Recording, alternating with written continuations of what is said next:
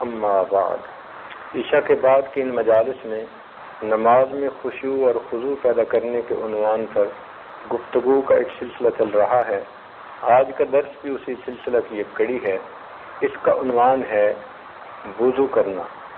ہر نمازی آدمی وضو کرتا ہے، لیکن اس کو وضو کے معارف کا صحیح پتہ نہیں ہوتا، جس کی وجہ سے اہتمام کے ساتھ وضو ہر بندہ نہیں کرتا۔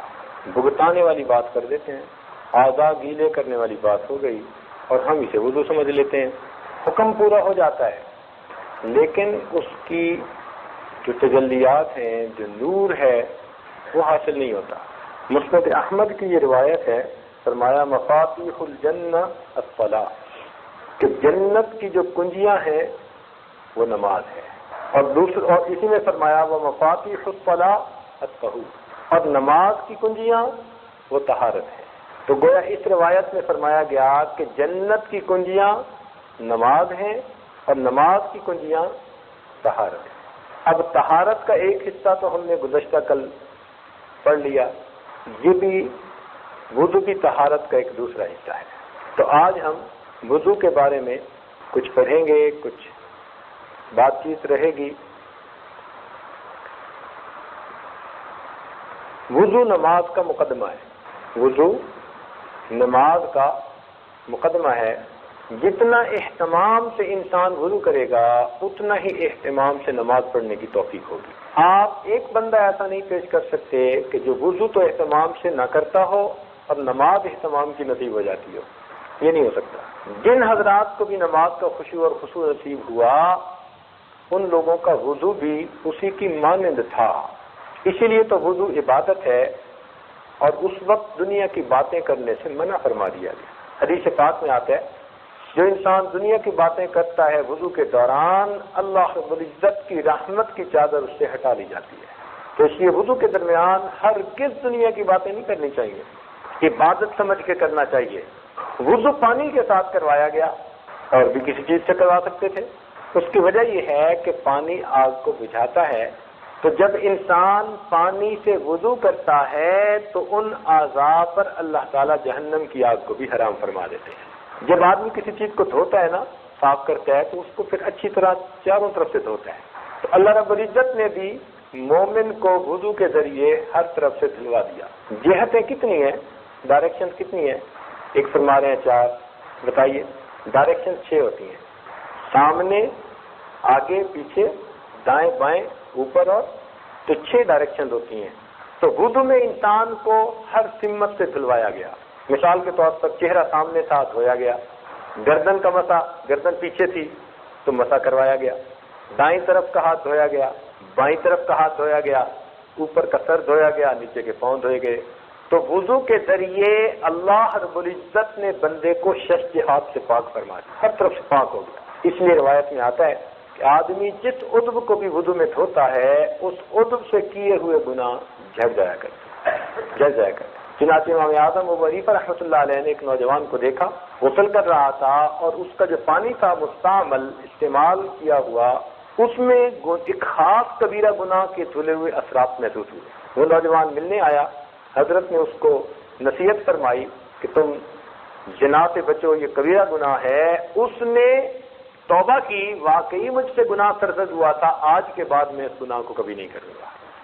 اس واقعے کے بعد امام اعظم حنیفہ رحمۃ اللہ علیہ نے وضو کے مستعمل پانی پر کو مکروہ ہونے کا فتویٰ دے دیا کہ اس میں گناہ جھڑتے ہیں نا، تو وہ پھر پانی مکروہ ہوتا ہے، اس کو دوبارہ استعمال نہیں کر سکتے۔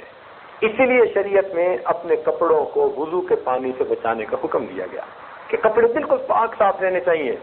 بلکہ بعض مشائخ تو وضو کرتے ہوئے اور کپڑا استعمال کر لیتے تھے، اور نماز کے لیے مستقل صاف پاک علیحدہ چیز رکھتے تھے۔ تو اپنے کپڑے جتنے پاک ہو، اس لیے کہ پاک پروردگار کی بارگاہ میں حاضری ہے، جتنا انسان پاک ہوگا ظاہر سے اور باطن سے، اتنا ہی نماز میں اس کو اللہ تعالیٰ کا قرب نصیب ہوگا۔ تو وضو میں انسان نماز کے لیے تیاری کرتا ہے۔ آپ اگر غور کیجئے تو عام طور پر کام کرتے ہوئے جو اعضاء ننگے رہتے ہیں، کھلے رہتے ہیں، وضو میں ان کو دھلوایا گیا۔ 4 فرض ہیں وضو کے، چہرے کا دھونا فرض ہے، ہاتھوں کا کونیوں تک دھونا فرض ہے، پاؤں کا دھونا فرض ہے، سر کا بعض ائمہ کے نزدیک پورے سر کا، امام اعظم کے نزدیک چوتھائی سر کا مسح فرض ہے۔ تو یہ فرائض ہیں، اور عام طور پر کام کاج کے دوران یہی اعضاء کھلے رہتے ہیں۔ اب کھیتی میں جو آدمی کر رہا ہے کام، اس نے اپنی دھوتی یا شلوار اوپر چڑھائی ہوگی، مٹی کے اندر کام کر رہا ہوگا، اس کے بازو بھی یہاں تک کھلے ہوں گے، اور کئی مرتبہ اس کے سر پہ بھی ہو سکتا ہے کوئی چیز ہو، چونکہ وہ کسی کا کدال کا کام کر رہا ہے۔ تو جو اعضاء عام طور پر کھلے رہتے تھے ان کو نماز کے وقت دھونے کا حکم دیا گیا۔ شریعت کا حسن دیکھیے کہ پاکیزگی اور طہارت کا کتنا خیال رکھا گیا، اور انسان کو بے جا تکلیف میں بھی نہیں ڈالا گیا۔ یہ بھی تو ممکن تھا کہ ہر نماز سے پہلے غسل کا حکم دے دیتے۔ آداب شاہانہ کا تقاضا تو یہی تھا کہ اس شہنشاہ کے دربار میں حاضری ہے تو حکم دے دیا جاتا کہ تم غسل کر کے پیش ہو جاؤ، مگر نہیں۔ ان اللہ بالناس لرؤوف الرحیم، بندوں کی کمزوری کا خیال رکھا گیا، ان کے عذر کا خیال رکھا گیا۔ تو جو اعضاء چھپے رہتے ہیں عام طور پر ان کو چھوڑ کر شریعت نے آسانی کر دی۔ یہ دیکھیے الدین کلہ یسر، الدین یسر، دین جو ہے سراسر آسانی ہے۔ اور میڈیکلی بھی اگر آپ غور کریں تو جو اعضاء ہر وقت کھلے رہتے ہیں انہی پر جراثیم زیادہ جو ہے وہ لگ جاتے ہیں، اور ان جسم کے اعضاء کے ذریعے جراثیم باقی جسم میں پہنچتے ہیں۔ تو ایک آدمی اگر دن میں 5 مرتبہ ان اعضاء کو دھو رہا ہے تو سبحان اللہ اس کو کتنی صفائی نصیب ہو رہی ہے۔ تو پانی کے ذریعے جسم کے اعضاء کو دھلوایا گیا، اور اس کا نام وضو رکھا گیا۔ وضو میں جو 4 اعضاء کو دھلوایا گیا، اس کی ایک حکمت علماء نے اور بھی لکھی۔ وہ فرماتے ہیں کہ سیدنا آدم علیہ السلام جو شجر ممنوع تھا اس کی طرف پاؤں سے چل کر گئے تھے، پاؤں سے چل کر گئے تھے، اور ہاتھ سے شجر ممنوع کو توڑا تھا، اور منہ سے اس کو کھایا تھا، اور توڑتے ہوئے سر کے اوپر اس کے پتے ٹچ ہوئے تھے۔ تو جن جن اعضاء سے وہ شجر ممنوع لگا تھا، اللہ رب العزت نے ان اعضاء کو دھونا فرض فرما دیا تاکہ میرے بندوں کو یاد رہے کہ تم اب نماز کے ذریعے میری معراج حاصل کر رہے ہو۔ تمہارے جد امجد سے بھول ہوئی تھی، اس بھول کی وجہ سے ان کو ہم نے جنت سے دنیا میں بھیج دیا تھا، اب تم بھول کے میرے حکموں کو نہ توڑنا، کہیں تم دوبارہ جنت سے محروم نہ کر دیے جاؤ۔ تو اس لیے وضو کرتے ہوئے ہمیں وہ بات یاد دلائی جا رہی ہے، تم اس کے یاد رکھنا، بھول نہ جانا۔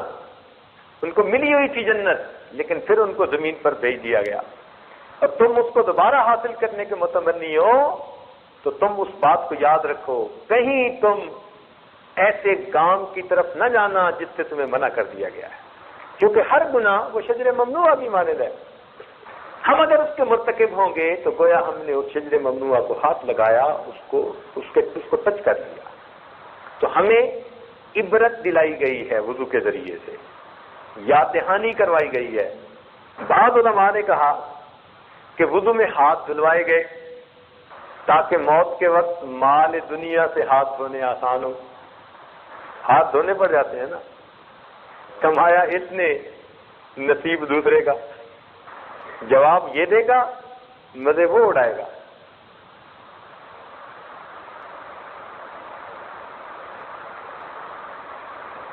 میرے دوستو، ایک بات دل کے کانوں سے سننا کہ کچھ لوگ مالدار ہوتے ہیں اور کچھ مال کے چوکیدار ہوتے ہیں، سمجھے؟ کچھ لوگ مالدار ہوتے ہیں۔ مالدار کون؟ کہ جس کو اللہ نے خوب دیا اور وہ دونوں ہاتھوں سے اللہ کے راستے میں دین کے کاموں میں خوب خرچ کر رہا ہے، یہ مالدار ہے۔ اور مال کا چوکیدار کون؟ کہ دیا تو بہت ہے لیکن بینک بیلنس ہی دیکھتا رہتا ہے، اللہ کے راستے میں خرچ کرنے کی توفیق نہیں ہوتی، گناہوں میں خرچ ہوتے ہیں۔ اللہ اکبر۔ ہم لوگوں نے واشنگٹن میں مسجد بنانی تھی، اور ان دنوں دوست احباب آ کے اپنا اپنا حصہ اس میں ڈال رہے تھے۔ ایک صاحب آئے اور کہنے لگے جی میرے گھر کے حالات اچھے نہیں، میں تو سچی بات ہے کہ $10 بھی نہیں دے سکتا، تو میں اس لیے آیا ہوں کہ بس آپ میرے لیے دعا کر دیجئے۔ ہم نے کہا بھئی ہم نے تو نہ کسی کو زبردستی کہا ہے نہ کہیں گے، طریقہ ہی نہیں۔ اللہ کا گھر بن رہا ہے، ہر بندہ اپنے طور پہ اس میں حصہ ڈال رہا ہے، تو جو ڈالے گا طیب نفس کے ساتھ وہی ٹھیک ہے۔ ہمارے سسر محترم انہوں نے الحمدللہ مسجد بنائی، شہر کی ساری مسجدوں سے بڑی مسجد، اور لوگوں نے اس کا نام بے چندہ مسجد رکھا۔ بے چندہ مسجد، کبھی چندہ ہی نہیں کیا، ہاں جو خود آیا اور اس نے دے دیا، قبول کر لیا، اللہ پہ توکل، اور اللہ نے سب سے بڑی مسجد بنوا دی، سبحان اللہ۔ خیر بات آئی گئی ہو گئی، کچھ عرصے کے بعد ایک نوجوان آیا اور آ کر کوئی اپنی بات کرنے لگا، بیعت ہوا اور اس نے توبہ کر لی۔ پھر اس نے کہا کہ جی میں نے تو اب بہت ساری برائیوں کو چھوڑ دیا، یہ کر دیا وہ کر دیا۔ تو اسی دوران بات کرتے کرتے وہ کہنے لگا کہ جی کچھ دن پہلے یہاں پر انڈیا سے کوئی گلوکارہ آئی تھی اور اس کی ٹکٹ ایک بندے کی $100 تھی۔ تو اس نے اس بندے کا نام لیا، کہنے لگا جی سب سے پہلی ٹکٹ خریدنے والے ہم 2 بندے تھے، اس کے گھر کے 11 بندے تھے اور وہ 11 کے لیے ٹکٹ خرید رہا تھا۔ جو بندہ مسجد کے لیے $10 کی بھی معذرت کر رہا ہے، وہ ایک گلوکارہ کے پروگرام میں جانے کے لیے خاندان والوں کے لیے $1100 کی ٹکٹیں خرید رہا۔ تو یہ توفیق من جانب اللہ ہوتی ہے۔ برائی پر پیسہ ایسے لوگوں کا خوب لگتا ہے، دین کے لیے قبول نہیں ہوتا۔ تو ہاتھ کس لیے دھلوائے کہ موت کے وقت مال سے ہاتھ دھونا آسان ہو جائے، چہرہ اس لیے دھلوایا کہ قیامت کے دن چہرہ تر و تازہ رہے۔ وجوہ یومئذ ناعمہ، سبحان اللہ، چہرے تر و تازہ ہوں گے۔ وجوہ یومئذ ناظرہ الی ربہا ناظرہ، یوم تبیض وجوہ وتسود وجوہ۔ تو اس دن مومن جو وضو کرنے والا ہوگا اس کا چہرہ سفید ہوگا۔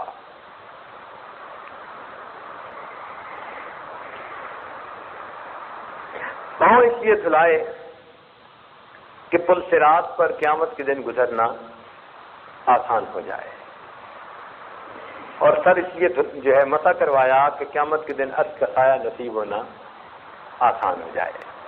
تو بعض علماء نے وضو کی یہ حکمت لکھی۔ کام وضو میں ہے 4 فرض، اگر آپ غور کریں تو 4 اعضاء میں سے 2 علمی اعضاء ہیں اور 2 عملی اعضاء ہیں۔ حضرت قاری مطیب رحمۃ اللہ علیہ نے خطبات حکیم الاسلام میں یہ بات لکھی، وہ فرماتے ہیں کہ انسان کے جو چہرے کے اعضاء ہیں یہ علمی اعضاء ہیں، یہ علماء کی بستی ہے۔ تو آنکھیں ہوئی، کان ہوئے، زبان ہوئی، یہ سب کے سب یہ علماء کی بستی ہے۔ اس سے علم، یہ ذرائع علم ہیں، ان سے علم حاصل کیا جاتا ہے، ذرائع علم ہیں۔ اچھا، دین کے معاملے میں سماع کو بڑی اہمیت حاصل ہے۔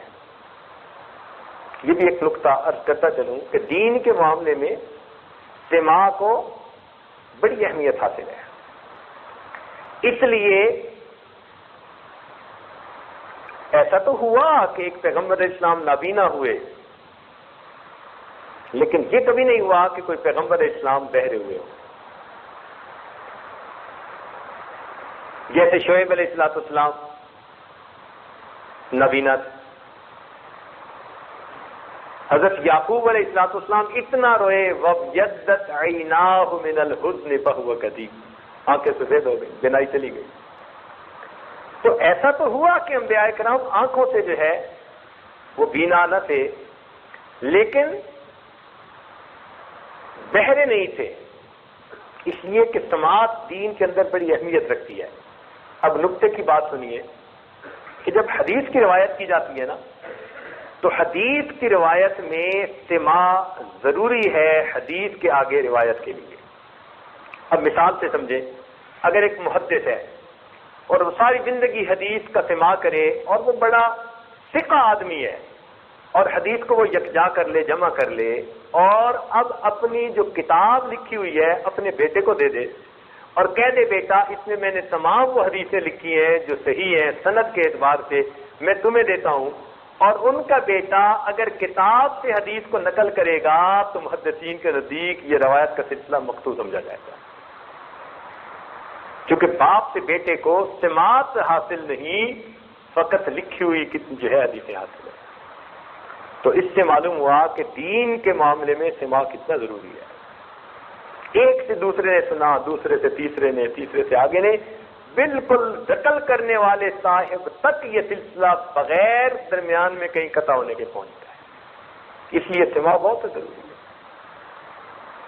اب جو لوگ کتابیں پڑھ کے علم حاصل کر لیتے ہیں اس لیے ان کا علم قابل اعتبار نہیں ہوتا، کچا علم ہوتا ہے.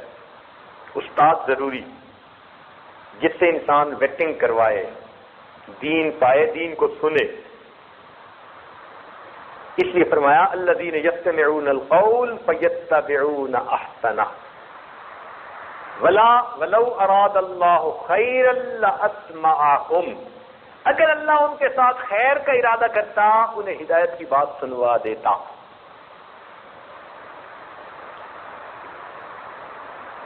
ان فی ذلک لآیات لقوم یسمعون. تو سماعت کی باتیں قرآن میں بہت کی گئی. تو اچھا سامع ہونا یہ بھی ایک نعمت ہے، ورنہ تو ادھر سے سن کے ادھر سے نکال دیتے ہیں. تو دین میں سماعت کا دخل ہے، علم میں خاص طور پر.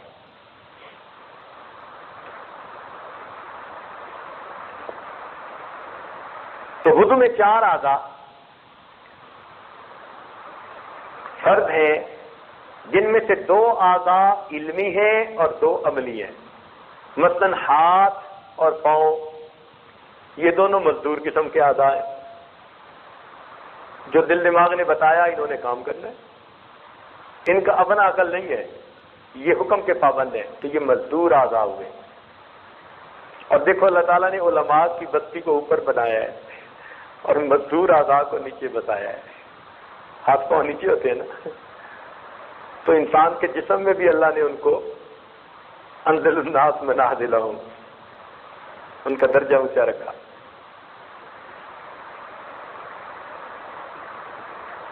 تو 2 علمی اعضاء، ایک سر اور ایک چہرہ، اور 2 عملی اعضاء، ایک ہاتھ اور ایک پاؤں. لیکن جب انسان کو پانی نہ ملے تو اس وقت تیمم کا حکم دیا گیا، اور تیمم کے لیے مٹی کو استعمال کروایا گیا. کیوں؟ کہ پانی نہ ملنے کی وجہ سے کوئی ایسی چیز کا حکم دینا ضروری تھا جو پانی سے بھی زیادہ عام اویلیبل ہو بندے کو. ورنہ اگر پانی کی بجائے ایسی چیز دیتے کہ وہ بھی نہ ملتی تو تیمم کیسے ہوتا؟ تو تیمم تو یہ تھا نا کہ چلو پانی نہیں ملتا تو کوئی بات نہیں، یہ تو تمہیں ملتا ہی ہے نا. تو اس لیے اللہ تعالیٰ نے پانی کی جگہ پھر مٹی کو کہا کہ مٹی سے تیمم کر لو. لیکن جب مٹی سے تیمم کروایا تو اب 4 فرضوں کی بجائے اللہ رب العزت نے تیمم میں 2 فرض کر دیے. اس لیے کہ جب کسی چیز کو تبدیل کیا جاتا ہے تو وہ چیز پہلے سے آسان ہوا کرتی ہے. عذر کے بعد اگر کام کو مشکل کر دیتے تو اس کا مطلب ہے عذر کا تو خیال نہیں نہ رکھا گیا. عذر کے بعد تو کام میں آسانی ہونی چاہیے نا. تو پہلے 4 فرائض تھے، عذر کے بعد کتنے ہو گئے؟ 2 ہو گئے. اور 2 بھی کون کون تھے؟ ایک علمی اعضاء میں سے اور ایک عملی اعضاء میں سے. علمی اعضاء میں سے کس کو چنا گیا؟ چہرے کو. سر کو اس لیے چھوڑ دیا کہ پہلے ہی 1/4 سر کا مسح ہے، پورا عضو نہیں تھوڑے عضو کا مسح کرتے ہیں، تو جو پہلے ہی تھوڑا عمل ہے اس کو ویسے ہی معاف کر دیا، اور پاؤں کو اس لیے چھوڑ دیا کہ پاؤں ویسے ہی مٹی کے قریب رہتے ہیں، تو اگر اس کو پھر مٹی سے کروا دیتے تو پھر مٹی پہ مٹی چڑھ جاتی، تو اس لیے عملی اعضاء میں سے پاؤں کو چھڑوا دیا، علمی اعضاء میں سے سر کو چھڑوا دیا، تو تیمم کے اندر دو فرض رہ گئے، ایک چہرے کا مسح کرنا اور ایک ہاتھوں کا کوہنیوں تک مسح کرنا، یہ اس سے تیمم ہو جاتا ہے۔ اب ایک سوال پیدا ہوتا ہے، وضو میں سب سے پہلا فرض کون سا ہے؟ بتائیے۔ منہ دھونا، جزاک اللہ۔ وضو میں سب سے پہلا فرض کیا ہے؟ منہ دھونا، لیکن ہم کرتے کیا ہیں؟ پہلے ہاتھ دھوتے ہیں جو سنت ہے، پھر کلی کرتے ہیں جو سنت ہے، پھر ناک میں پانی ڈالتے ہیں جو سنت ہے۔ تو عقل کہتی ہے کہ فرض پہلے ہونے چاہیے تھے، سنتیں بعد میں ہونی چاہیے تھی۔ اشکال پیدا ہوتا ہے نا ذہن میں۔ عقل کیا کہتی ہے؟ سوچ کیا آتی ہے؟ سوچ آتی ہے کہ فرض کی اہمیت زیادہ ہے، ہونا یہ چاہیے تھا کہ فرض پر عمل پہلے کروایا جاتا، سنتوں پر عمل بعد میں کروایا جاتا، جبکہ وضو میں آتے ہی سنتوں پر عمل کروا کے فرض کی باری بعد میں آئی۔ ایسا کیوں ہوا؟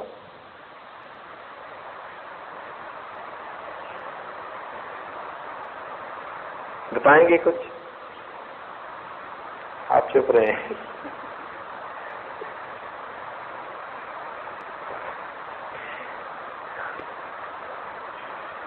اس میں حکمت تھی، دیکھیے ذرا غور کیجیے گا کہ ضروری تو نہیں کہ پانی ہمیشہ ٹوٹی سے پاک صاف ہی مل رہا ہے، چانسز ہیں کہ پانی ٹھیک نہ ہو۔ آپ کسی تالاب پہ وضو کرنے کے لیے گئے، تالاب کا پانی ٹھیک نہیں تھا، آپ نے جاتے ہی عمل کرنا شروع کر دیا، تو شریعت نے اس میں احتیاط رکھی، کیا کہ جا کر پہلے ہاتھ دھو، جب ہاتھ میں پانی لیں گے تو اس کی رنگت کا پتہ چلے گا کہ نہیں چلے گا؟ اگر بے رنگ پانی ہوگا تو پتہ چلے گا ٹھیک رنگت ہے، اور اگر اس میں کچھ ملا ہوا ہوگا تو رنگ سے فوراً پتہ چل جائے گا کہ بھائی یہ تو پانی کی رنگت ٹھیک نہیں ہے۔ تو ہاتھ دھونے سے کس کا پتہ چلا؟ پانی کی رنگت کا۔ اور منہ میں لینے سے کس کا پتہ چلا؟ پانی کے ذائقہ کا۔ اور ناک میں ڈالنے سے کس چیز کا پتہ چلا؟ پانی کی بو کا۔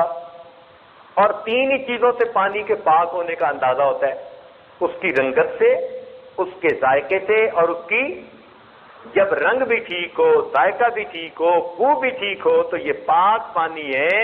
شریعت نے حکم دیا اب تم منہ دھو کر فرض ادا کر لو۔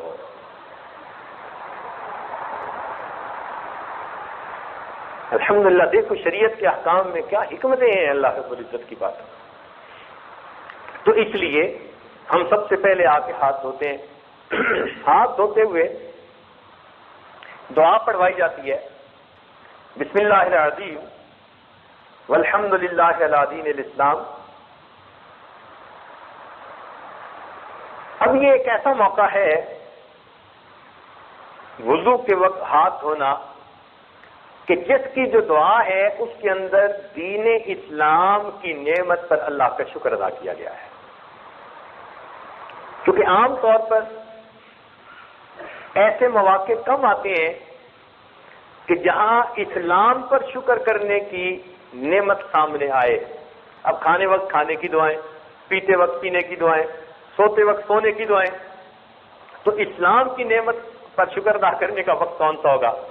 تو شریعت نے کہا کہ اچھا اب یہ اسلام کی نعمت ہے کہ تم نماز پڑھ کے اپنے پروردگار کی ملاقات کرنا چاہتے ہو، اس لیے وضو کرتے وقت جب ہاتھ دھو گے تو تمہیں اسلام کی نعمت پر اللہ کا شکر ادا کرنا ہے۔ اس لیے بالخصوص جب انسان وضو کرنے لگے تو یہ دعا پڑھے۔ اس دعا کے پڑھنے سے انسان گویا اسلام کی نعمت پر اللہ کا شکر ادا کر رہا ہوتا ہے۔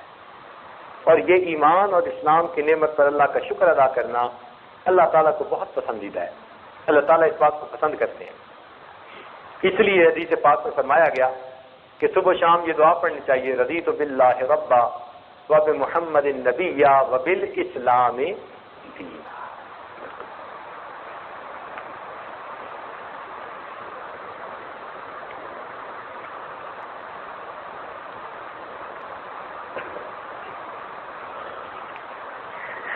علماء نے لکھا ہے کہ تیمم میں دو اعضاء کو اس لیے فرض قرار دے دیا کہ کم از کم اتنا تو دھونا لازمی ہے، اس لیے کہ یہ وہ اعضاء تھے قیامت کے دن ان اعضاء پر خوف دوسروں کی نسبت زیادہ ہوگا.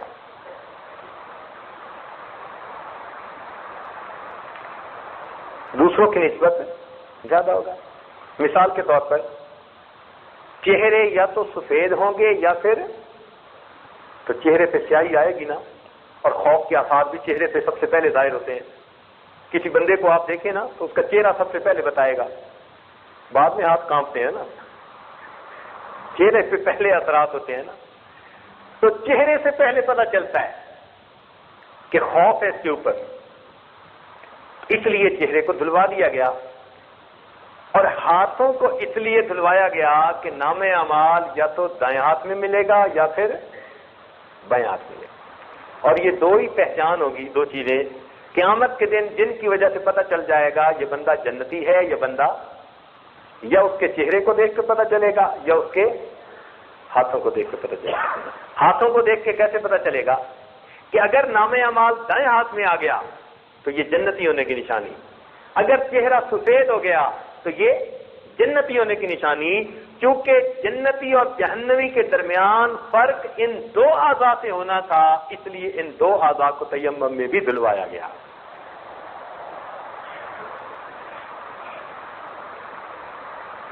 اب کوئی آدمی یہاں سوال کر سکتا ہے کہ جی پل صراط سے گزرتے ہوئے پاؤں بھی کانپیں گے، پل صراط سے گزرتے ہوئے پاؤں بھی کانپیں گے تو پاؤں بھی دھونے چاہیے تھے. تو علماء نے اس کا جواب لکھا کہ پل صراط سے گزرنے سے پہلے نام اعمال انسان کو دائیں ہاتھ میں مل چکے ہوں گے، لہذا ایمان والوں کے نام اعمال چونکہ دائیں ہاتھ میں ہوں گے، مومنوں کے پاؤں پل صراط پر ہرگز نہیں کانپیں گے، وہ کافروں کے پاؤں کانپیں گے. پہلے ان کو پتہ چل چکا ہوگا کہ ہماری فرسٹ ڈویژن ہے، ہم پاس ہیں، اس لیے ان کے پاؤں نہیں کانپیں گے. پاؤں کانپیں گے ان کے جن کے بائیں ہاتھ میں نام اعمال ہوگا.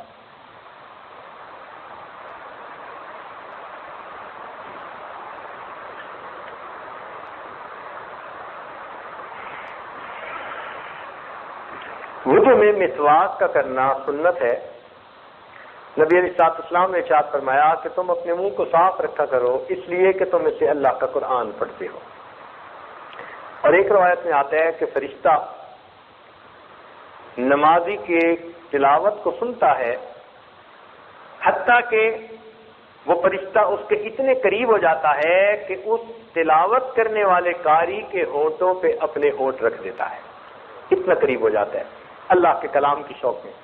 اگر اس نے مسواک نہ کیا ہو تو فرشتہ ایسا نہیں کرتا، پیچھے رہ جاتا ہے. اور اگر اس نے مسواک کیا ہوگا تو فرشتہ اس کے اتنے قریب ہو کر اللہ کا قرآن سن رہا ہوگا.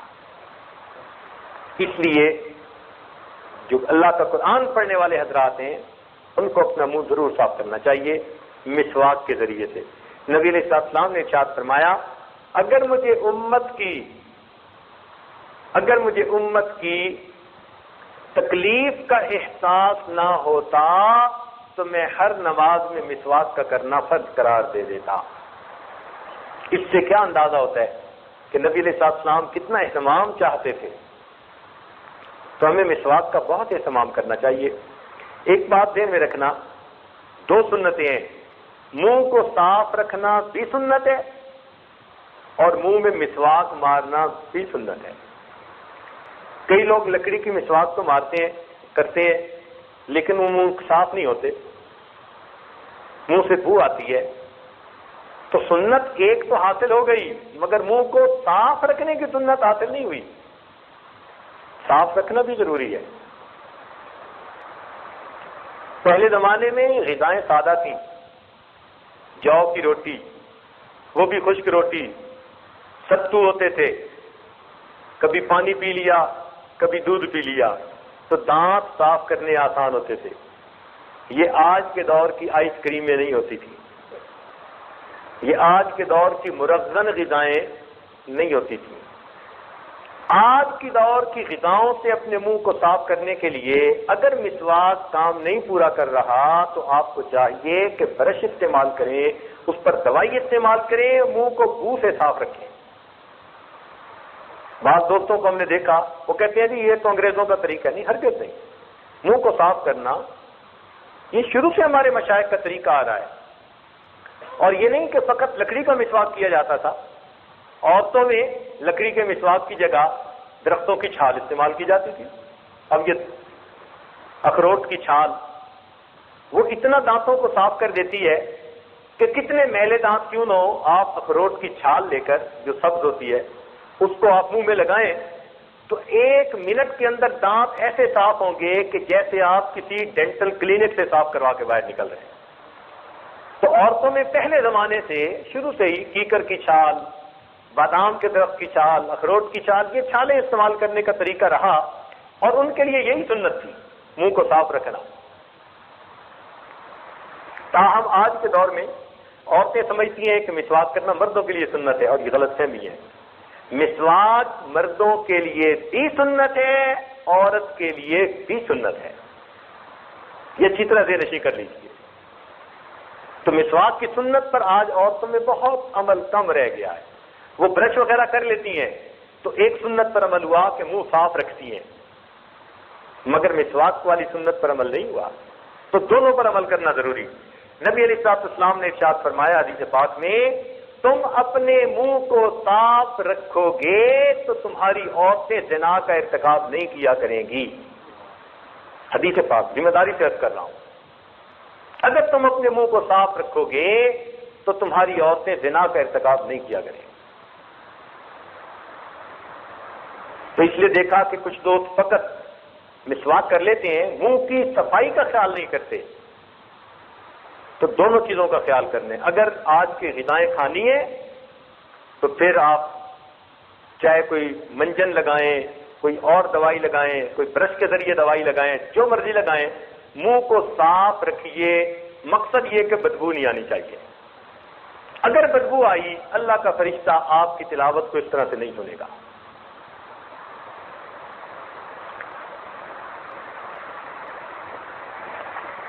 آج کل یہ تحقیق ہے، پہلے زمانے میں تحقیق تھی کہ جی صبح اٹھ کے برش کیا کرو، دانتوں کو صاف کیا کرو، اور آج تحقیق ڈاکٹروں کی طرف بدل گئی۔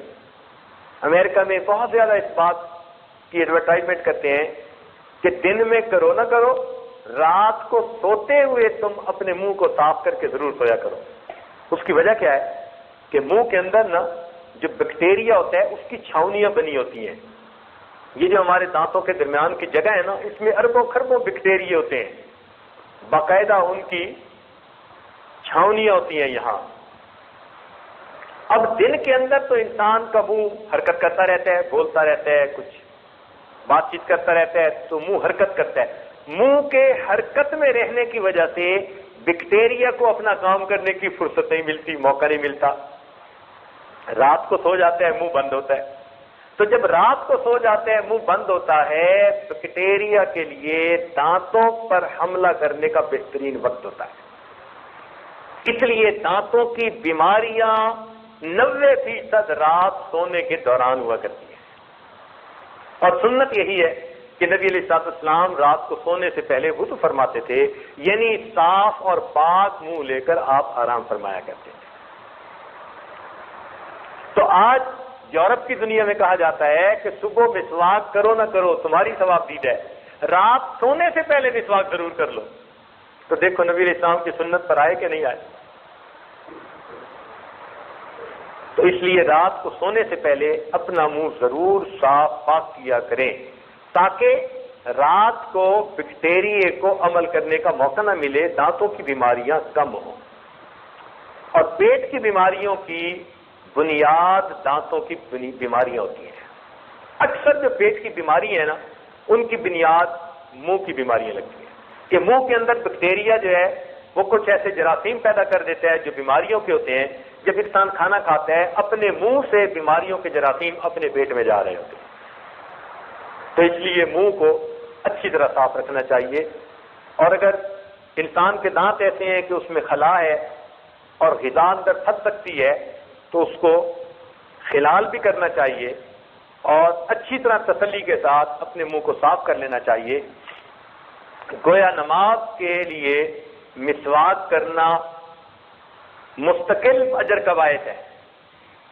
اس لیے حدیث پاک میں فرمایا گیا کہ جو نماز مسواک کے ساتھ پڑھی جائے اس نماز سے جو مسواک سے نہ پڑھی جائے 70 گنا زیادہ فضیلت رکھتی ہے. تو دیکھو نماز کا بھی اجر بڑھ گیا اور صفائی بھی بہتر ہو گئی، تو فائدہ تو ہمارا اپنا ہوا. ایک حدیث پاک میں ہے، ابن حجر رحمۃ اللہ علیہ نے محبیات میں یہ حدیث نقل کی ہے. فرماتے ہیں کہ مسواک کا استعمال کیا کرو، اس میں 10 فائدے ہیں. منہ کو صاف کرتی ہے، اللہ تعالیٰ کی رضا کا سبب ہے، شیطان کو غصہ دلاتی ہے. مسواک کرنے والے سے اللہ تعالیٰ اور فرشتے محبت کرتے ہیں. مسوڑوں کو تقویت دیتی ہے، بلغم کو قطع کرتی ہے، شیطان کو غصہ دلاتی ہے، منہ میں خوشبو پیدا کرتی ہے، صفرا کو دور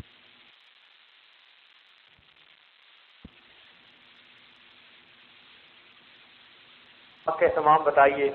اور چھوٹے بچوں سے شروع کیجیے. عام طور پر چھوٹے بچے وہ مسواک کے یا منہ کو صاف کرنے کے شروع میں عادی نہیں ہوتے. لمبا عرصہ تک وہ اس سے غفلت برتتے ہیں. جب ان کے دانت خراب ہونے شروع ہوتے ہیں تب ان کو دانتوں کی قدر و قیمت کا احساس ہوتا ہے.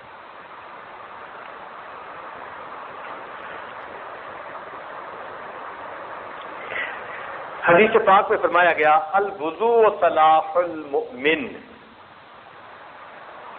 کہ وضو مومن کا اسلحہ ہے. اسلحہ سے انسان دشمن سے اپنا بچاؤ کرتا ہے. تو گویا وضو کے ذریعے سے انسان کی دشمنوں سے حفاظت ہوتی ہے. اب دشمنوں میں سے بڑا دشمن ہمارا کون ہے؟ شیطان ہے.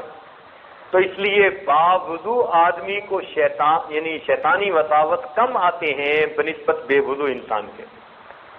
اس لیے ہمارے مشائخ نے فرمایا ہے کہ سالک کو چاہیے کہ اکثر اوقات باوضو رہے. آپ باوضو رہنے کی عادت ڈالیے اپنے اندر، پھر دیکھیے کہ آٹومیٹکلی یہ وساوس کم ہوتے چلے جائیں گے، خود بخود کم ہوتے جائیں گے. اور یہ جو ہے نا باوضو زیادہ دیر رہنا، یہ اللہ کی توفیق سے ہے. کچھ لوگ پوچھتے ہیں جی کوئی طریقہ بتائیں کہ ہم لمبی دیر تک وضو سے رہ سکیں. کچھ کھانے کے ساتھ بھی ہے کہ انسان ذرا اپنے کھانے پہ نظر رکھے. جن چیزوں سے زیادہ پیٹ میں گیس بنتی ہے ان سے پرہیز کر لے اور کھانا اعتدال کے ساتھ کھائے. اگر ہم نے کھانا تو کھا لیا جتنی جگہ ہے اور پانی پی لیا جتنے اس میں سوراخ رہ گئے، اب سانس کی مرضی آئے یا نہ آئے.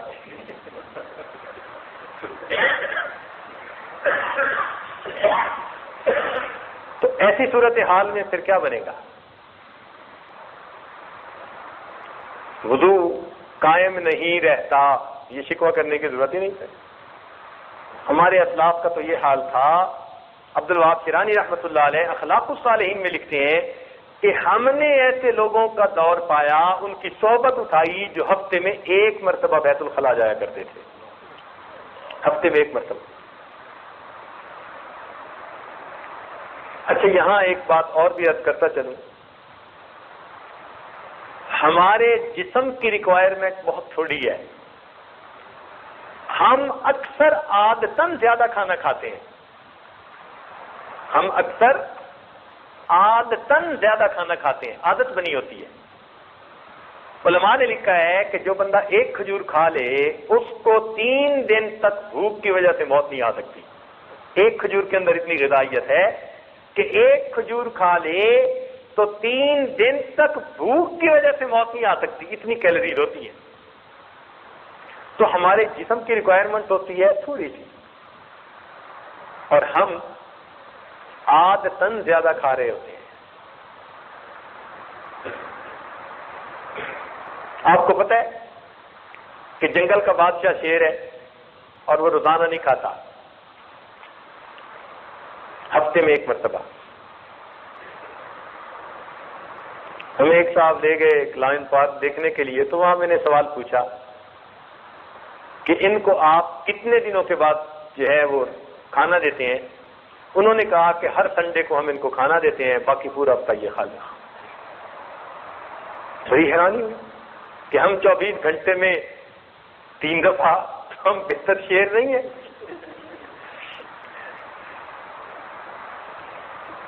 24 گھنٹے میں 3 دفعہ، اور وہ ایک ہفتے میں 1 مرتبہ. مگر اس کی قوت اور اس کی طاقت اور اس کی پھرتی کا راز اس کے کم کھانے میں.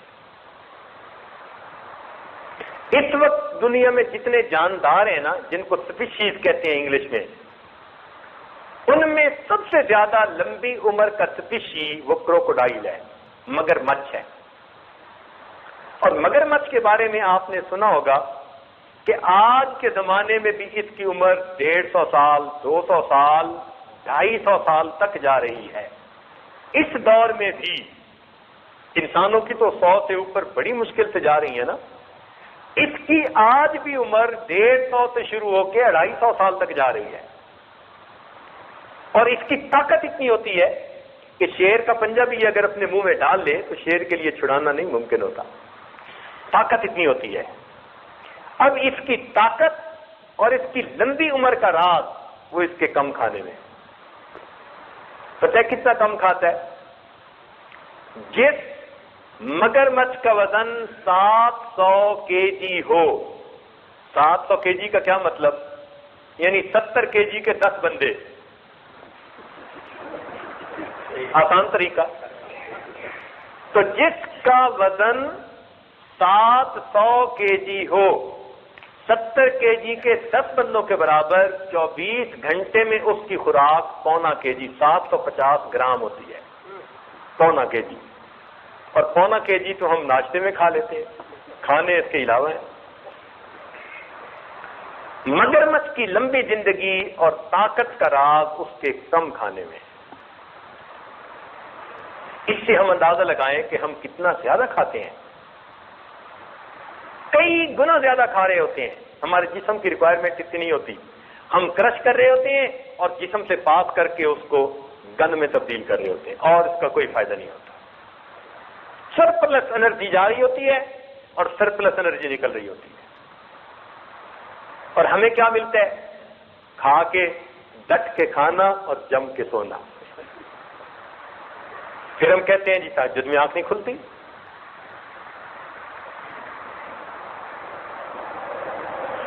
تاتار خانیہ میں ایک عجیب بات لکھی ہے، پیٹ بھرے انسان پر کسی کی نصیحت کا اثر نہیں ہوتا. یہ بڑی عجیب بات ہے. پیٹ بھرے انسان پر کسی کی نصیحت کا اثر نہیں ہوتا، اور پیٹ بھرا انسان کسی پر نصیحت کرے اس پر اس کی نصیحت کا اثر نہیں ہوتا. اور آپ اس کا تجربہ کر لیں. اس عاجز نے 40 سال اب گزرنے والے ہیں، اس وقت یہ بات پڑی تھی، 40 سال اس کا تجربہ کیا ہے اور اس بات کو بالکل سچ پایا ہے. جب بسیار خور انسان ہوگا نا، وہ جتنا مرضی تقریریں کرے، بات کرے، اس کی نصیحت کا لوگوں پہ کوئی اثر نہیں. وقتی طور پہ ہو ہاں واہ واہ کر لیں گے، عمل کے لیے برانگیختہ نہیں ہوں گے. عمل کے لیے برانگیختہ اسی بندے کی بات پر ہوں گے جو کم کھانے والا ہوگا، جس کا اپنا پیٹ خالی رہنے والا ہوگا. اس کو اللہ تعالیٰ یہ توفیق دیتے ہیں، اس کی بات دوسروں کو موٹیویٹ کرنے کا سبب بن جایا کرتی ہے. اس لیے امام شافعی رحمۃ اللہ علیہ فرماتے تھے کہ میں نے اپنی زندگی میں صرف ایک بندے کو دیکھا جو موٹا بھی تھا اور عقل مند بھی تھا، امام محمد رحمۃ اللہ علیہ. اس کے سوا میں نے زندگی میں کوئی موٹا عقل مند نہیں دیکھا. تو انسان کے کھانے کی ریکوائرمنٹ تھوڑی ہے. اس لیے آپ دیکھیں گے کم کھانے والے لوگ، ان کا وضو بھی زیادہ رہتا ہے، ان کی نیند بھی کنٹرول میں ہوتی ہے، اور ان کا دماغ شارپ بہت ہوتا ہے. ذرا سی بات پہ وہ فوراً بات کو پک کر لیتے ہیں، فوراً سمجھ جاتے ہیں، ان کا آئی کیو بہت بہتر ہو جاتا ہے. چنانچہ امام بخاری رحمۃ اللہ علیہ کے حالات زندگی میں لکھا کہ ایک مرتبہ بیمار ہوئے تو حکیم نے کہا کہ ان کا قارورہ چیک کرنا پڑے گا، فلس چیک کرنی پڑے گی. تو جب ان کو چیک کروایا گیا تو حکیم صاحب نے کہا کہ قارورہ سے پتہ چلتا ہے کہ اس بندے نے تو کبھی سالن استعمال نہیں کیا. تو شاگرد نے آ کر امام صاحب سے عرض کیا کہ حضرت حکیم صاحب تو یہ کہہ رہے تھے، تو کیا آپ نے سالن کبھی نہیں استعمال کیا؟ فرمایا پچھلے 20 سال سے 5 یا 7 بادام کا مغز یعنی گلیاں نکال کر تو 5 یا 7 بادام روزانہ کھا کر گزارا کر لیتا ہوں. 24 گھنٹے کی خوراک امام بخاری رحمۃ اللہ علیہ کی 24 گھنٹے میں 7 بادام تھے. 20 سال گزارے اس کے اوپر، اور پھر ذہانت اللہ نے کیا دی تھی، سبحان اللہ سبحان اللہ. تو اس لیے کم کھانے میں کئی فوائد ہیں. ایک تو انسان کا ہاضمہ ٹھیک رہتا ہے، بار بار وضو کے لیے نہیں بھاگنا پڑتا، اور دوسرا یہ کہ انسان کی یادداشت اچھی ہوتی ہے، نیند کنٹرول ہوتی ہے. پھر اس کی بہت ساری بیماریاں زیادہ کھانے کی وجہ سے. اچھا یہ بتائیں کہ آج کل لوگ زیادہ کھانے کی بیماریوں کی وجہ سے زیادہ مر رہے ہیں یا کم کھانے کی بیماریوں سے زیادہ مر رہے ہیں؟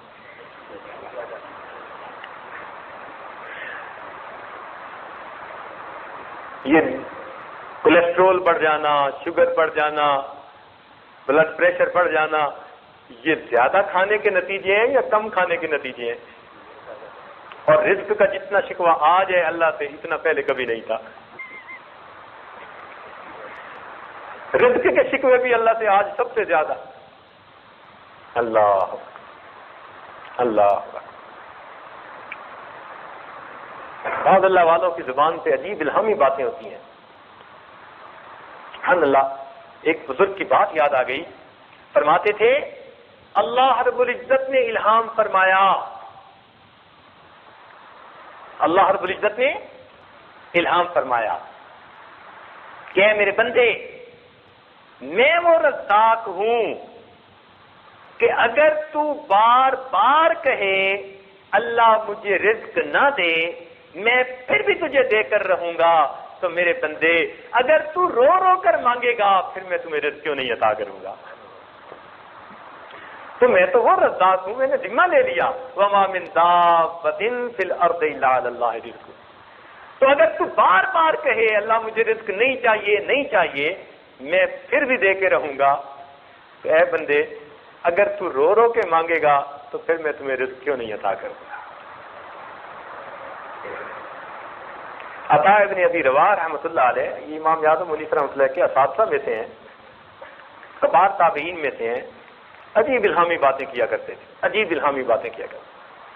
فرماتے تھے اللہ تعالیٰ نے مجھ پر الہام فرمایا کہ بندوں سے کہہ دو، میرے بندوں سے کہہ دو کہ اگر رزق میں کچھ تھوڑی کمی ہو، اگر رزق میں کچھ تھوڑی کمی ہو، تم لوگوں کے درمیان، دوستوں کے درمیان بیٹھ کر فوراً میری شکایتیں کرنی شروع کر دیتے ہو، اور میرے بندوں تمہارے نام اعمال گناہوں سے بھرے ہوئے میرے پاس آتے ہیں، میں تو کبھی فرشتوں میں بیٹھ کے تمہاری شکایتیں نہیں کیا کرتا.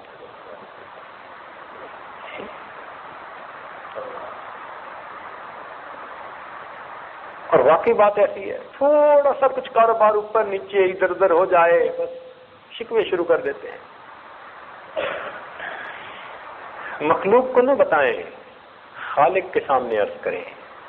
2 رکعت نفل پڑھا کریں. اس لیے حدیث پاک میں آتا ہے کہ نبی علیہ الصلوۃ والسلام کے کو جب کوئی مہم پیش آ جاتی تھی، خود بھی اور اہل خانہ کو بھی نماز کا اہتمام کرنے کا یعنی صلاۃ الحاجت پڑھنے کا حکم دیا کرتے تھے۔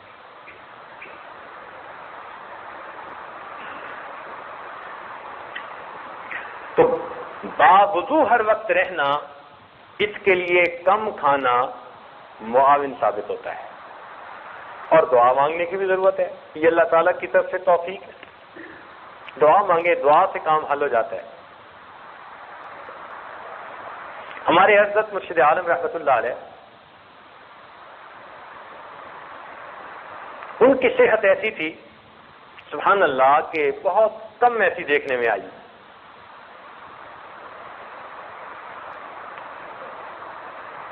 ہمارے ہاں پہاڑی علاقہ ہے مری، تو گرمیوں کے رمضان میں مری میں لوگ پورے ملک کے سمٹ سے پہنچ جاتے ہیں، ٹھنڈی ہونے کی وجہ سے وہاں رمضان شریف بھی گزارتے ہیں، منظر بھی بہت خوبصورت ہے۔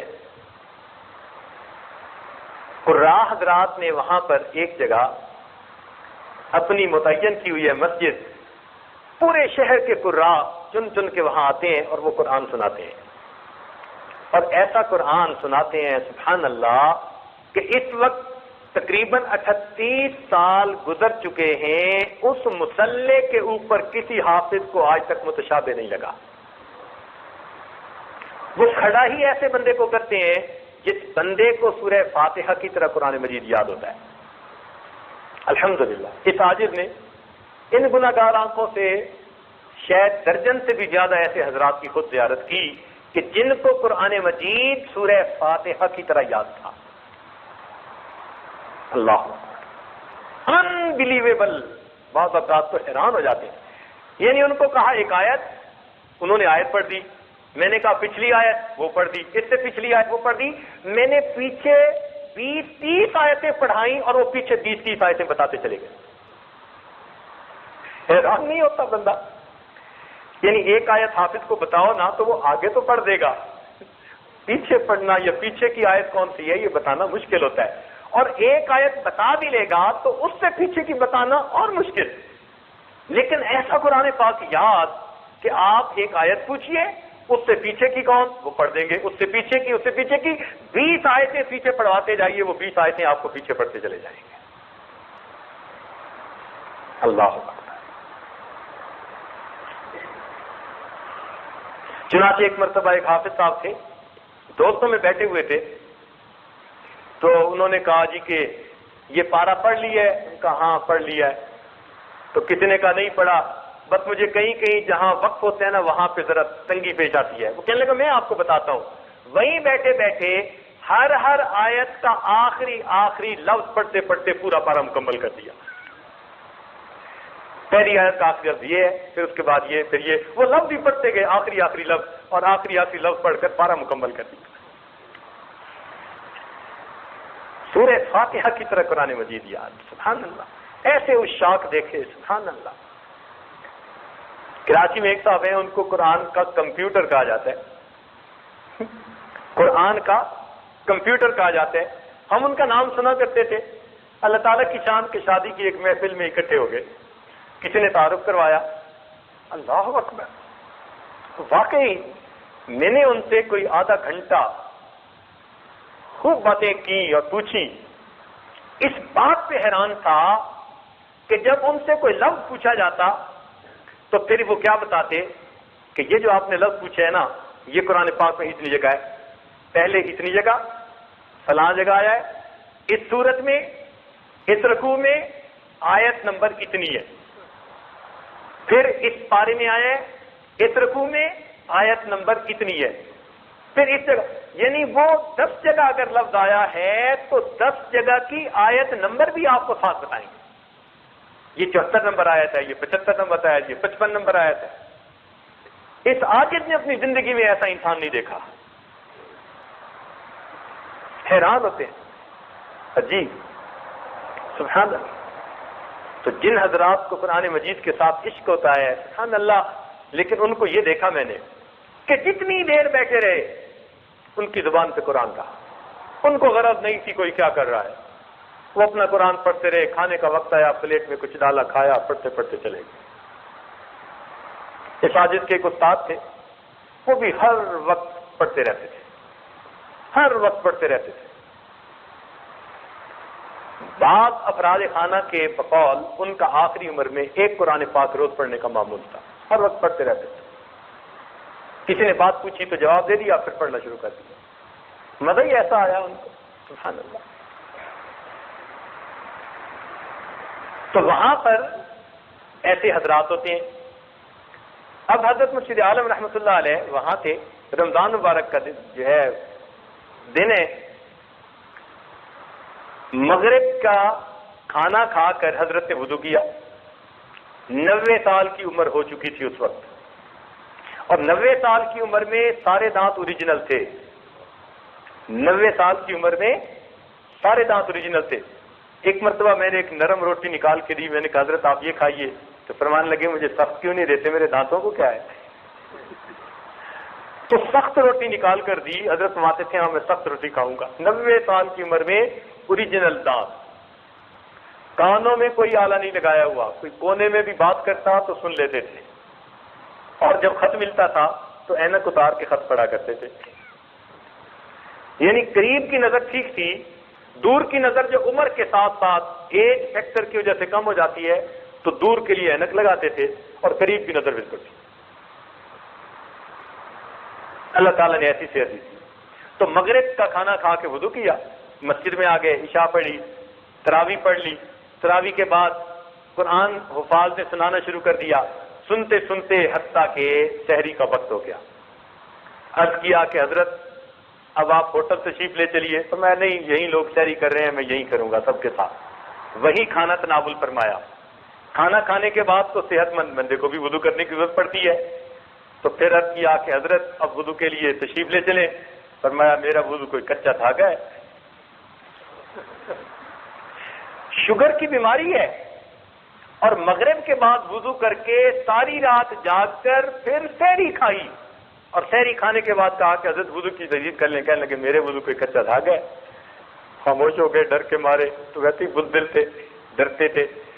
تو فجر کی نماز پڑھی، فجر کے بعد حضرت کا درس ہوا کرتا تھا روز بلا ناغہ، کچھ ہو جائے۔ حضرت نے سب کو رات کو بٹھایا، فرمایا ساری رات تم نے سنایا، اب میں تمہیں قرآن سناتا ہوں۔ ماشاءاللہ پھر درس قرآن عجیب دیا۔ پھر درس قرآن اشراق تک۔ اشراق کی نماز پڑھ کر جب آئے تو اس وقت اپنے کمرے میں آ کر وضو کی تجدید کی۔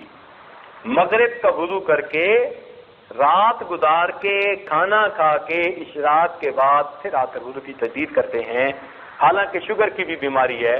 معلوم ہوا ذالک فضل اللہ یؤتیہ من یشاء واللہ ذو الفضل العظیم۔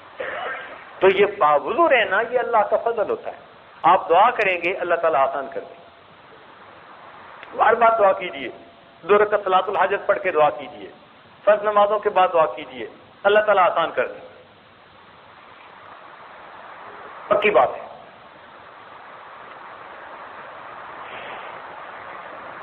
ہمارے شہر میں ایک خاندان ہے، امام ربانی مجدد عرفانی رحمۃ اللہ علیہ کے خاندان میں سے۔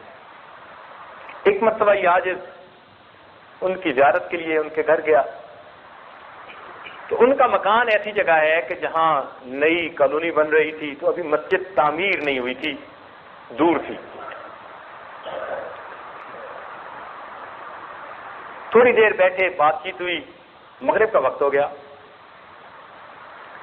تو اس حاجت نے پوچھا کہ جی مسجد، ان کا جی قریب تو نہیں ہے، دور ہے، تو ہم ادھر ہی نماز پڑھ لیتے ہیں، ہم اپنے گھر کے قریب مسجد کے بارے میں کچھ قدم اٹھا رہے ہیں، بس دعا کریں اللہ تعالیٰ بنوا دے۔ ہم نے کہا ٹھیک ہے یہیں پڑھتے ہیں۔ اب انہوں نے چادر بچھائی، ہم نماز پڑھنے کے لیے کھڑے ہو گئے۔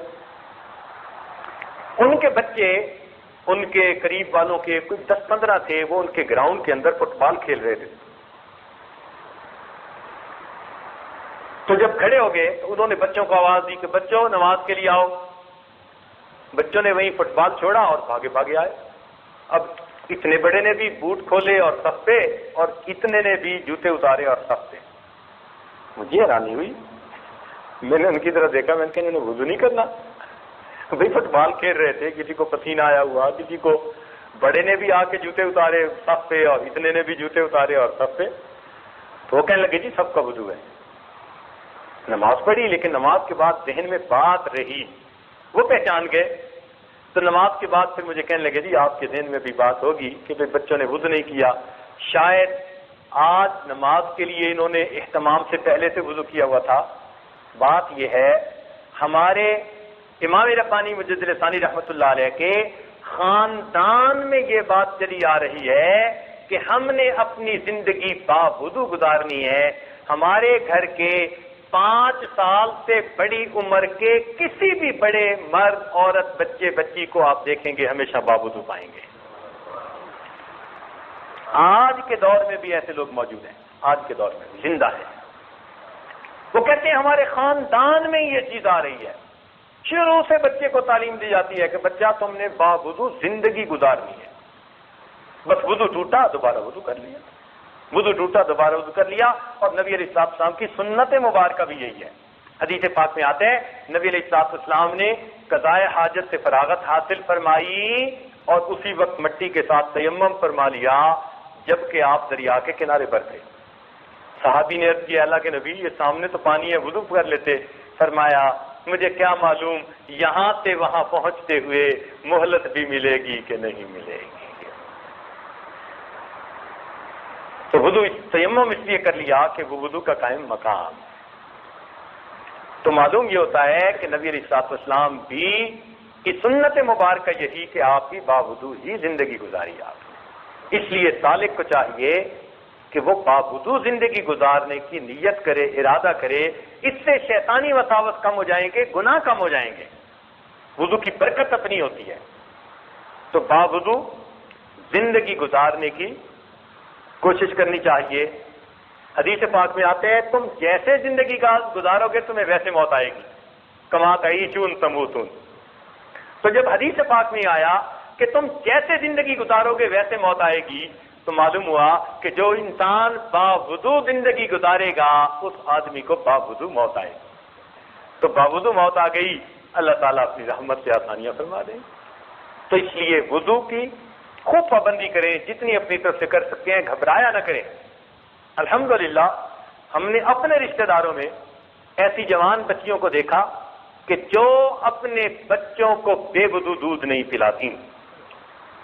اور یہ بات کہنی آسان ہے, کرنی اتنی مشکل ہے. یہ ہم سے پوچھو نا کہ گھر کی عورتوں کو پھر کیا کیا جتن کاٹنے پڑے, حیران ہوتے ہیں. یعنی ماں بیٹے کے ساتھ سوئی پڑی ہے اور بیٹا رویا تو ماں نے اسے اپنا دودھ دیا, لیکن دودھ دینے سے پہلے وضو کرنا ہے.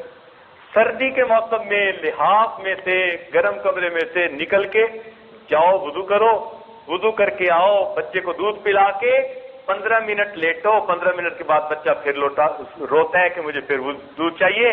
اب پھر وضو کرنے کے لیے جاؤ کیونکہ آگ لگ گئی تھی. پھر احساس ہوا کہ واقعی بچے کو ہمیشہ باوضو دودھ پلانا آسان کام نہیں ہے, بڑا مشکل ہے. آپ کار پہ سفر کر رہے ہیں اور بچہ رو رہا ہے, اور اگر وضو نہیں ہے تو اب وضو کیسے کریں, بچے کو دودھ کیسے پلائیں, اور بچہ تڑپ رہا ہے وہ دودھ پلاؤ. اب رکو وضو کرو. اب باپرد عورتوں کے لیے وضو کرنا کتنا مسئلہ. لیکن الحمدللہ آفرین ہے ان بچیوں اور ان عورتوں پر آج کے اس گئے گزرے دور میں بھی اپنے بچوں کو باوضو دودھ پلاتی ہیں. یہ برکتیں ہوتی ہیں. یہ مشائخ کی اچھی عادتیں ان کی نسلوں میں آگے چل رہی ہوتی ہیں, ان کی اولادوں میں چل رہی ہوتی ہیں. خواجہ معین چشتی میری رحمۃ اللہ علیہ نے بنگال کا دورہ کیا. 7 لاکھ ہندو مسلمان ہوئے اور 70 لاکھ مسلمانوں نے بیعت توبہ کی. 7 لاکھ ہندو مسلمان اور 70 لاکھ مسلمان مرید بنے, توبہ طائب ہوئے. جب گھر پہنچے تو بڑے خوش تھے. ماں نے پوچھا معین الدین بڑے خوش نظر آتے ہو. اماں مجھے اللہ نے یہ سعادت بخشی, اتنے لوگوں نے اسلام قبول کیا, مجھے ذریعہ کے طور پہ اللہ نے قبول کر لیا. ماں نے کہا بیٹا یہ تیرا کمال نہیں, یہ میرا کمال ہے. یہ تیرا کمال نہیں, یہ میرا کمال ہے. کہ اماں آپ کا کمال کہتے, لاڈ میں پوچھا آپ کا کمال کہتے. فرمایا بیٹے جب تم چھوٹے تھے میں نے کبھی بے وضو دودھ نہیں پلایا، یہ اس کی برکت ہے، اللہ نے لاکھوں انسانوں کو تمہارے ہاتھ پہ اسلام قبول کرنے کی توفیق بخشی۔ تو پہلے زمانے میں عورتیں اپنے بچوں کو اس طرح باوضو دودھ پلاتی تھی، باوضو کھانے پکاتی تھی۔ آج تو باوضو کھانے پکانے کا رواج ہی ختم ہو گیا، رواج ہی ختم ہو گیا۔ تھوڑا ہے، کچھ جگہوں پر ہے۔ ابھی کراچی میں یہ عادت تھا، اپنے ہی تعلق والے کچھ دوست تھے، الحمدللہ کئی دنوں کے بعد انہوں نے کھانا سامنے رکھا تو کھانا رکھ کر کہا کہ حضرت آپ کا یہ کھانا پکاتے ہوئے میری اہلیہ نے 11 مرتبہ سورہ یاسین شریف مکمل کی۔ خوشی ہوئی الحمدللہ۔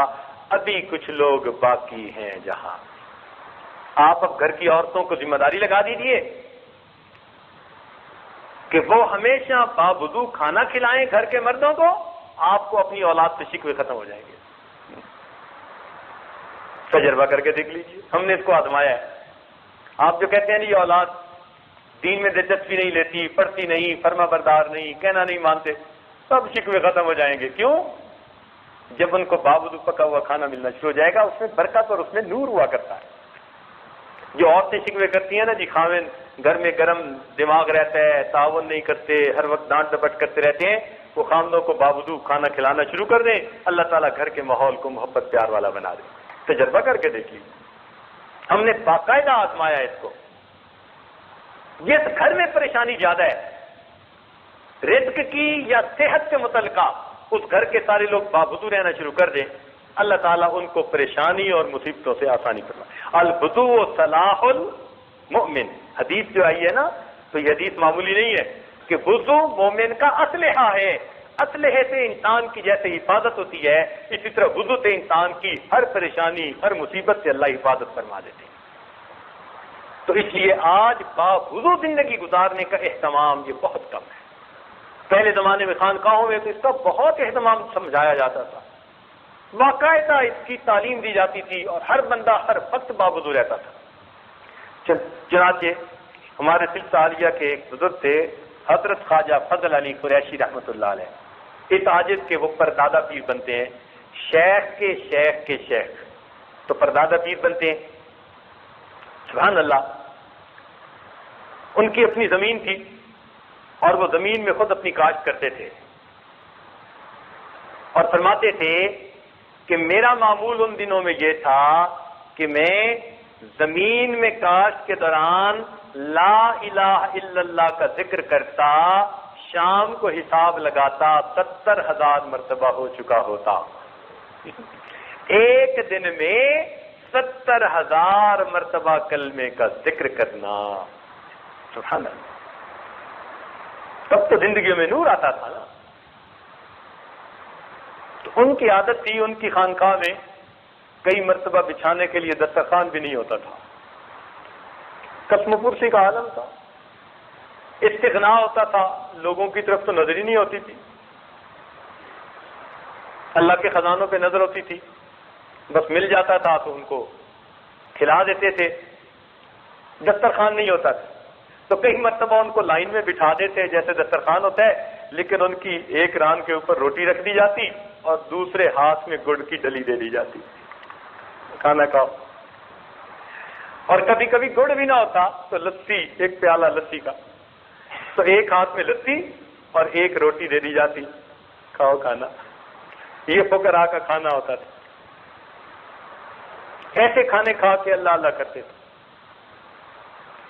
ایک مرتبہ حضرت خواجہ فضل قریشی رحمۃ اللہ علیہ نے سامنے سب کے دسترخوان بچھوایا اور روٹی رکھی، اور روٹی رکھ کے کہا فقیرو، فقیرو کہتے تھے، بات عجیب ہے، فرمان لگے فقیرو، یہ جو روٹی تمہارے سامنے پڑی ہے، اس روٹی کے لیے جو گندم تھی، اس گندم بونے کے لیے جب زمین میں ہل چلایا گیا تو وضو کے ساتھ، جب اس زمین کو پانی دیا گیا تو وضو کے ساتھ، جب گندم کے دانے زمین میں ڈالے گئے تو وضو کے ساتھ، پھر بعد میں اس کی حفاظت کی گئی تو وضو کے ساتھ، پھر گندم کو کاٹا گیا تو وضو کے ساتھ، پھر اس کے دانوں کو بھوسے سے جدا کیا گیا تو وضو کے ساتھ، پھر گندم کو آٹے میں پیسا گیا تو وضو کے ساتھ، پھر آٹے کو گھر کے اندر گوندا گیا تو وضو کے ساتھ، اور پھر اس کی روٹی پکائی گئی تو وضو کے ساتھ۔ فقیروں، وہ روٹی آپ کے سامنے لا کر پہنچائی گئی وضو کے ساتھ، کاش کہ آپ لوگ بھی اسے وضو کے ساتھ کھا لیتے۔ یہ تعلیم دیتے تھے ہماری مشائخ، کاش کہ آپ لوگ بھی اسے وضو کے ساتھ کھا لیتے۔ اللہ اکبر۔ نزہۃ المجالس میں ایک واقعہ پڑھا کہ ایک عیسائی عورت تھی، اس کا بچہ تھا،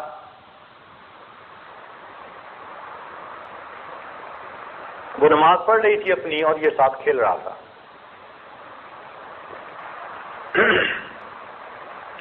کوئی دشمن تھا،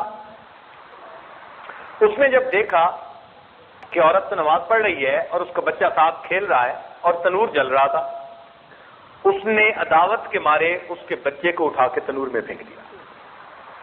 یہ دشمنی بہت بری ہوتی ہے، بہت بندے کو اندھا کر دیتی ہے، آنکھوں پہ پٹی بن جاتی ہے، حیوان ہو جاتے ہیں انسان۔ اس عورت نے اطمینان سے نماز پڑھی، نماز پڑھ کے جب تنور کے پاس آئی تو بچہ کھیل رہا تھا، بچے کو اس نے نکال لیا۔ اب لوگوں میں یہ بات بڑی مشہور ہو گئی، کچھ لوگ اس کے پاس آئے، کہنے لگے کہ تجھے یہ مرتبہ کیسے ملا، تجھے یہ مرتبہ کیسے ملا؟ تو اس عورت نے کہا کہ میرے اندر 4 باتیں ہیں، ایک تو میں پوری زندگی باوضو گزارتی ہوں، ہر وقت باوضو رہتی ہوں، دوسرا جب بھی وضو کرتی ہوں تو ہمیشہ تحیۃ الوضو ضرور پڑھتی ہوں، یعنی 2 رکعت نفل پڑھتی ہوں، اور تیسری یہ کہ جس کسی بندے کا کام میں کر سکتی ہوں مشقت بھی اٹھا لیتی ہوں مگر اس کا کام ضرور کر دیتی ہوں، اور چوتھا یہ کہ کوئی بندہ اگر مجھے ایذا پہنچائے تو میں اس پہ صبر کرتی ہوں، شکوے نہیں کرتی۔ اللہ تعالیٰ نے ان 4 باتوں کی وجہ سے مجھے اپنی حفاظت عطا فرما دی ہے۔ ہر وقت باوضو رہنا، وضو کرنا تو اس کے بعد 2 رکعت تحیۃ الوضو پڑھنا، اور جو بھی کسی کے کام آپ آ سکتے ہیں ضرور اس کے کام آئیں، اور اگر کوئی آپ کو ایذا پہنچائے تو اس کا شکوہ نہ کریں، صبر کریں۔ اللہ تعالیٰ نے 4 باتوں کی وجہ سے اس عورت کو یہ حفاظت عطا فرمائی۔ چنانچہ ملا جیوا رحمۃ اللہ علیہ کا واقعہ ہے، حضرت خواجہ باقی بلّہ رحمۃ اللہ علیہ کے مزار کے بالکل قریب ہی لیٹے ہوئے ہیں دہلی میں۔ یہ بادشاہ وقت کے بیٹے کے استاد تھے، بہت سارے ان کے شاگرد تھے۔ اب جب ایسا کوئی عالم ہو نا کہ جس کے معتقد بہت بڑھ جائیں تو جو ادھر بیٹھے ہوتے ہیں نا کرسیوں پہ، ان کے دل کو کچھ ہونا شروع ہو جاتا ہے کہ ان کی فالوئنگ بڑھتی جا رہی ہے، ایسا نہ ہو کوئی بات کر دیں اور بس ہمارے ہاتھ سے یہ چلی جائے۔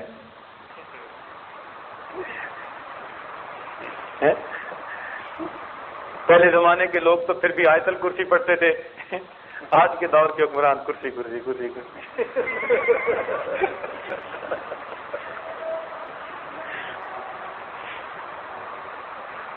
تو ان کو بھی کچھ ہوا، انہوں نے کہا اچھا، چنانچہ ایک سپاہی کو بھیجا، جاؤ ملا جیوا کو میرے پاس پیش کرو۔ اب وہ سپاہی جب آیا تو اس نے کیا دیکھا کہ ملا جیوا رحمۃ اللہ حدیث کا درس دے رہے تھے، اور آداب حدیث میں سے یہ ہے کہ جب حدیث کا درس دے رہے ہوں تو جب تک آپ بات مکمل نہیں کر لیتے ادھر ادھر آپ متوجہ نہ ہو، یہ آداب حدیث میں سے ہے۔ چنانچہ وہ آ کے کھڑا رہا، ملا جیوا درس دیتے رہے، مکمل ہوگا تو پھر بات کروں۔ اب وہ تو بڑے شان سے آیا تھا کہ میں بادشاہ کا بھیجا ہوا ہوں، تو مجھے تو دیکھتے ہی ملا جیوا اٹھ کے آئیں گے، فرشی سلام کریں گے۔ اس نے دیکھا کہ وہ تو اپنے بات میں لگے ہوئے ہیں اور لوگوں کا ایک مجمع ہے جو بیٹھا ہوا ہے، اس کو تو بڑا غصہ آیا، اس نے کہا اچھا میں پتہ کرواتا ہوں۔ وہ گیا جناب بادشاہ کو، اس نے جا کے لگی لپٹی، یعنی لپیٹ کے کچھ اور باتیں کر دی۔ وہ تو بندے کو بندہ نہیں سمجھتے، سنتے نہیں کسی کی، میں کھڑا رہا، پرواہ نہیں کی۔ بادشاہ سلامت، وہ تو آپ کے خیر خواہ نہیں نظر آتے، ایسی جلی کٹی کہیں کہ بادشاہ کو بڑا غصہ آیا. بادشاہ نے کہا اچھا ان کو گرفتار کر کے پیش کرو. اب جب گرفتاری کا حکم دیا تو بچے سن رہے تھے جو ملا جیون رحمۃ اللہ کے شاگرد تھے. اب بچے کھسک گیا کہ میں جا کے استادوں کو تو بتاؤں کہ آپ کی تو گرفتاری کے وارنٹ جاری ہو گئے. اب بادشاہ کے محل کے بالکل ساتھ ہی تو مدرسہ تھا. چنانچہ وہ بچہ پہنچ گیا. پہلے اس نے جا کے کہا کہ حضرت ابا جی نے تو آپ کی گرفتاری کے وارنٹ جاری کر دیے, پولیس آ رہی ہے. ملا جیون رحمۃ اللہ میں اچھا پھر لاؤ لوٹا, ہم بھی وضو کرتے. ملا جیون رحمۃ اللہ نے وضو کیا اور وضو کر کے مصلی پہ بیٹھ گئے. اب جب مصلی پہ بیٹھ گئے, بچہ سمجھدار تھا, اب اس کو دوسری طرف کا خیال آیا کہ اگر ملا جیون نے ہاتھ اٹھا دیے تو ادھر تو میرے ابو ہی ہیں نا. اب وہ بھاگا اور جا کے اپنے ابو کو بتایا کہ ابو ملا جیون نے وضو کر لیا, مصلی پہ بیٹھ چکے. کتابوں میں لکھا ہے کہ جب بادشاہ نے یہ سنا ملا جیون رحمۃ اللہ علیہ وضو کر کے مصلی پہ بیٹھ چکے, پاؤں میں جوتا نہیں, سر پہ تاج نہیں, اسی حالت میں بھاگا ہوا آیا. ملا جی وہاں کے پاؤں پکڑے, حضرت ہاتھ نہ اٹھانا, میری آنے والی نسلیں تباہ ہو جائیں گی. تو جب وقت کے بادشاہوں کو یہ یقین تھا نا کہ ان بوریہ نشینوں کے ہاتھوں کے اٹھ جانے سے کچھ ہو جانا ہے, تو پاؤں پکڑتے تھے. اور آج ان کو پتا ہوتا ہے کہ ان کے آنے سے کچھ نہیں ہونا. اس لیے ہمارے ملکوں میں تحریکیں چلتی ہیں, پولیس والے ویگن کو کھڑا کرو, جتنے ہوتے ہیں داڑھی والے سب کو اتار لو, کچھ نہیں ہوتا. ہم نے اپنی قدر خود گنوائی. اگر ہم نے اللہ سے وہ تعلق جوڑا ہوتا جو اللہ کے اولیاء کا ہے, ممکن نہیں تھی کہ کوئی آدمی کسی کو کم نظر سے دیکھ سکتا.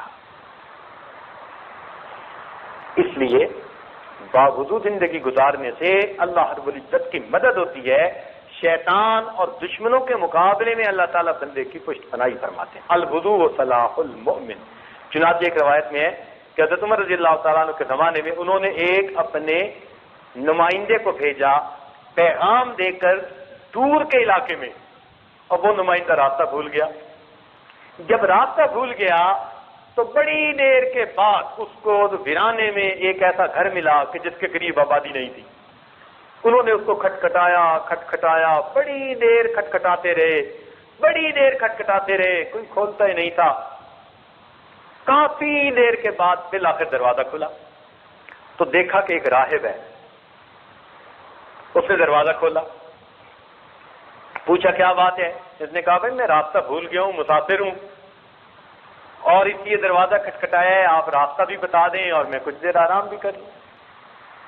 اس نے راستہ بھی بتا دیا. اس سے پوچھا بھائی آپ نے دیر سے آواز سنی یا آپ نے سن لی تھی دیر سے کھولا.